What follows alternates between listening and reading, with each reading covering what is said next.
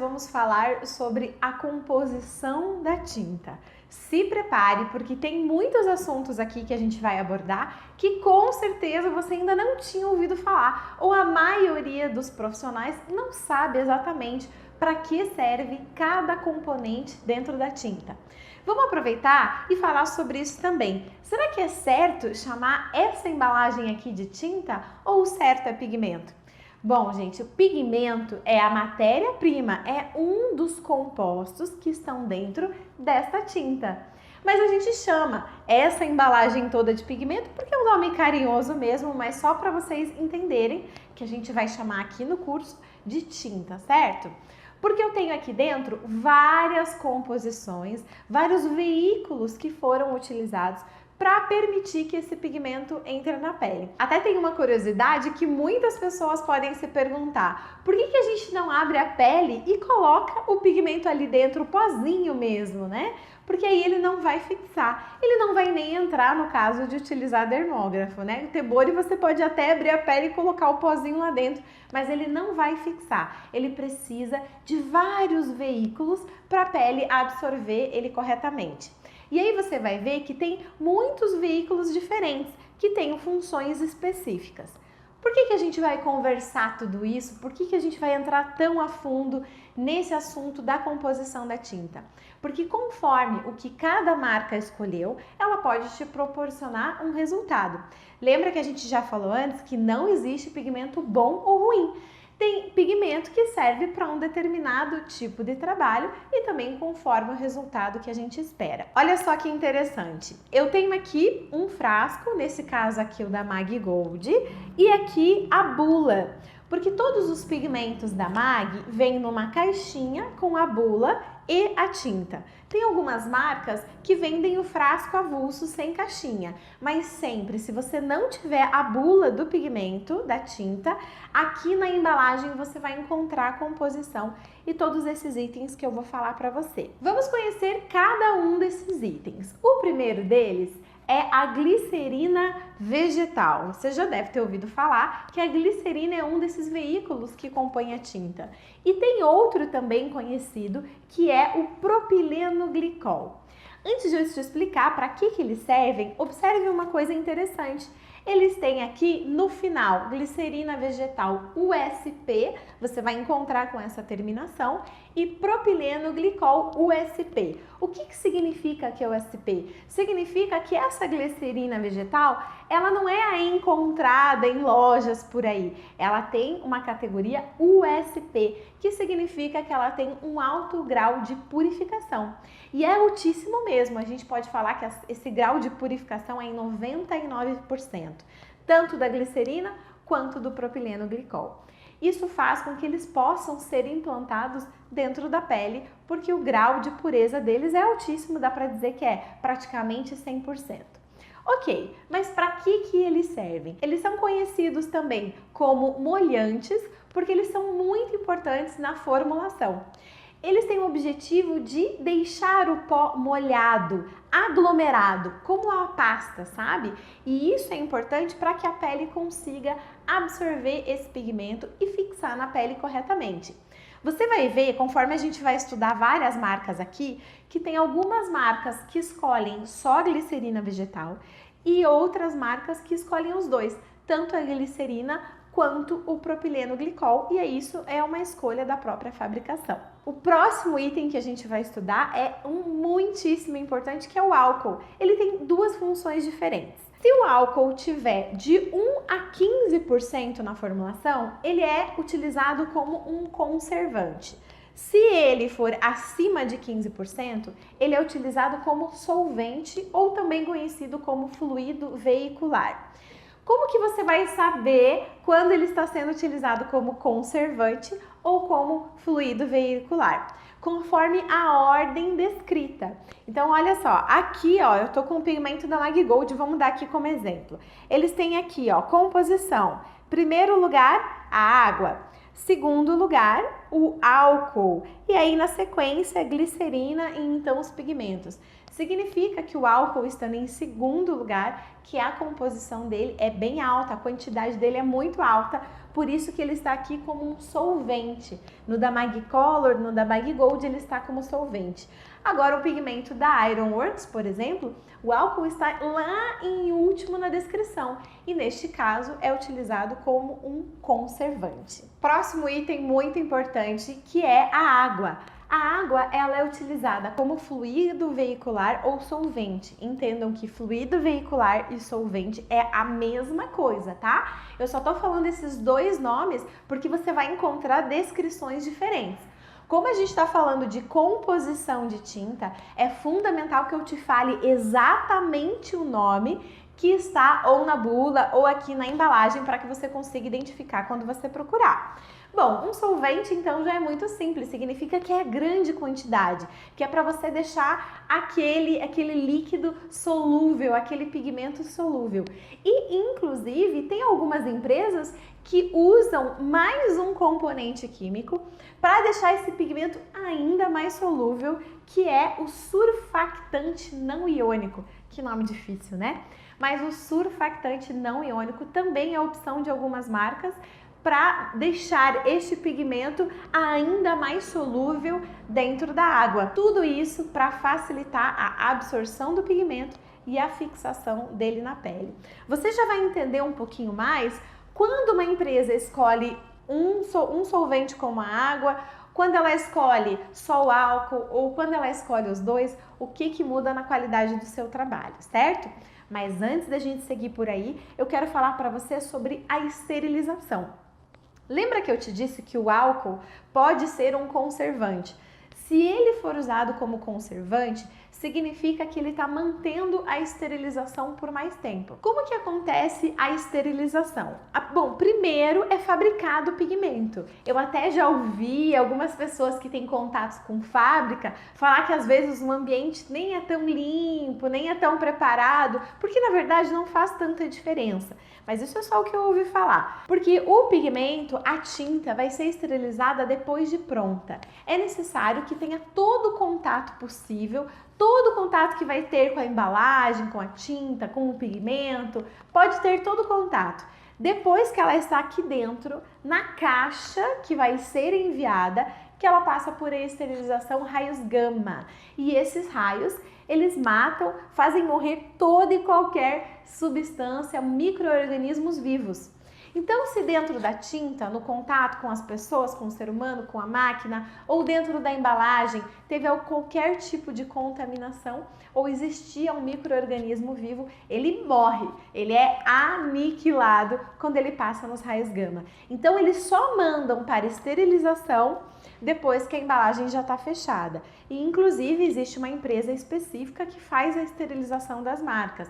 Quem esteriliza normalmente não é a fábrica, e sim uma empresa única e específica disso. Então você tem aqui dentro da embalagem uma esterilização de raio gama que garante 2 anos de pigmento esterilizado com ela fechada. Presta atenção nesse detalhe importante, com ela fechada. Então você vai olhar aqui na embalagem, olha só, aqui vale até junho de 2020. Esse pigmento aqui está escrito válido até junho de 2020. Fechado, gente. O que significa que ele foi fabricado em junho de 2018. E ele pode ficar 2 anos aqui dentro na embalagem fechada. A partir do momento que eu abri, cada fábrica vai dizer aí quanto tempo mantém essa esterilização. Normalmente de 3 a 6 meses. Algumas marcas são 3 meses, outras marcas são 6 meses. E aí tem um caso só que eu conheço, que é da Fibrowns, que tem 18 meses de esterilização garantida. Mas você acredita que tem marca que tem validade eterna? Você acredita que existe isso?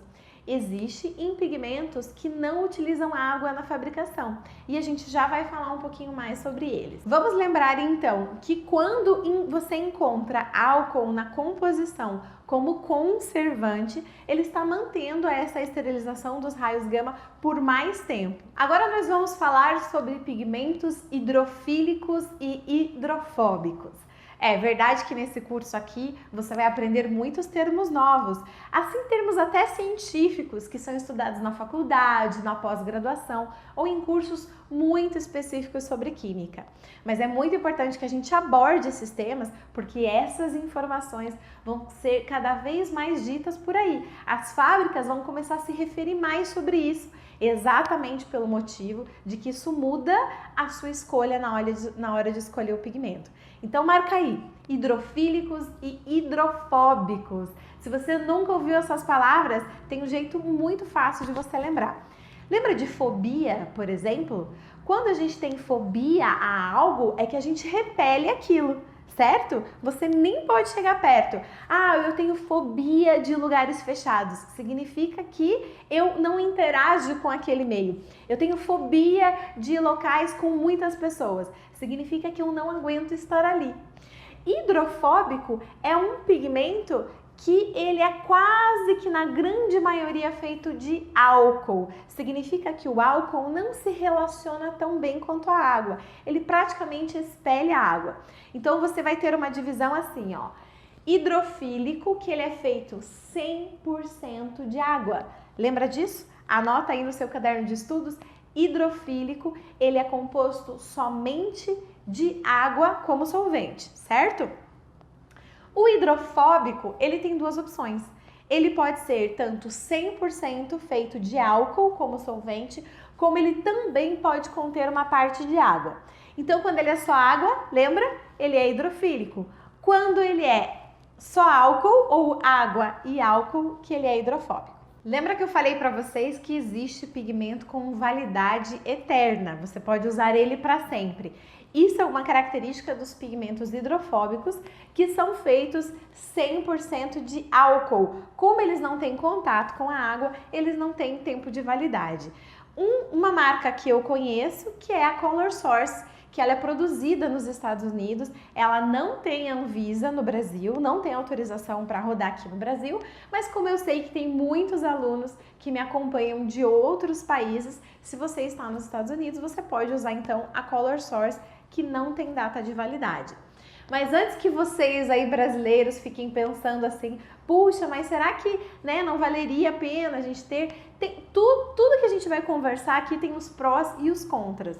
E tem vários contras de utilizar pigmento só com álcool, assim como a gente tem dos hidrofílicos e hidrofóbicos. Então, ao longo do curso, nós vamos conversar sobre isso, para isso ficar mais claro, ok? Os pigmentos que são hidrofóbicos, ou também conhecidos como pseudo-hidrofóbicos, a gente tem aqui no Brasil a Mag Color e a Mag Gold. O que isso tem de vantagem, ele ser pseudo-hidrofóbico? Porque ele tem água e álcool. Essa pseudo-hidrofobia faz com que ele tenha uma melhor fixação. Porque a gente sabe que a água a gente também tem no corpo. E aí fica mais fácil para os pigmentos expandirem, os pigmentos migrarem, quando eles são hidrofílicos, feitos somente à base d'água. Mas antes que você tome conclusões precipitadas, existem algumas artimanhas aí, algumas ferramentas que as fábricas de pigmentos usam para manter essa estabilidade e fazer com que esses pigmentos hidrofílicos não façam essa expansão e não façam essa migração. Então, existe assim quase que um disfarce para que eles sejam parecidos com os hidrofóbicos sem ser realmente hidrofóbicos. Nossa, agora eu tô te confundindo, né? Mas aguenta aí que a gente vai desatar esse nó e depois na próxima aula nós vamos falar sobre pigmentos micronizados e isso vai te ajudar a entender como é que é essa ferramenta que as fábricas usam para manter esses hidrofílicos mais estáveis. Agora, olha essa imagem que eu quero te mostrar. Eu tenho aqui o desenho de uma micela. Como é conhecido este formato aqui, que é a junção dos pigmentos junto com os veículos, que é o que você vai inserir dentro da pele. Esse aqui é para você entender como que funciona essa junção. Nós temos aqui no centro, você tá vendo aqui? Este formato verde, esse aqui é o dióxido de titânio. Ele tem essas pontas e isso faz algo interessante. Tem até muitas empresas que usam o dióxido de titânio para fazer com que ele fixe melhor as cores dentro da pele. Por quê? Porque o dióxido de titânio ele é grandinho assim. certo? E ele tem tipo essas conchas que engloba o pigmento dentro. Então, os outros pigmentos se mantêm mais estáveis quando utilizado também o dióxido de titânio na formulação. Mas vamos lembrar que é uma quantidade bem pequenininha, muito pequena mesmo, só para ajudar a manter a estabilidade.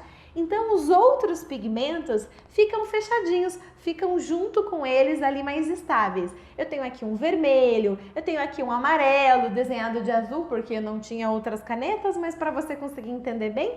E aqui um pequenininho, olha que é o preto, olha como a proporção deles é diferente. Então, os pigmentos eles ficam juntos, aglomeradinhos, e eu tenho aqui em volta a glicerina. A glicerina é o primeiro que vai abraçar ali e abocanhar os pigmentos para deixar eles quietinhos, aglomerados. Na sequência, eu tenho aqui este surfactante não iônico, quando utilizado, ele fica grudadinho aqui na glicerina. E o próximo é o propileno glicol, que ele faz essa micela aqui em volta de todos esses pigmentos e veículos aglomerados. Por último, eu tenho a água ou o álcool utilizado como fluido veicular. Olha só que interessante. Então, a gente olha a tinta pronta, o pigmento ali prontinho para utilizar, mas não faz ideia do porquê e o que tem aqui dentro. E agora você consegue entender o que tem aqui dentro de cada uma das tintas. Lembra que você já recebeu a instrução?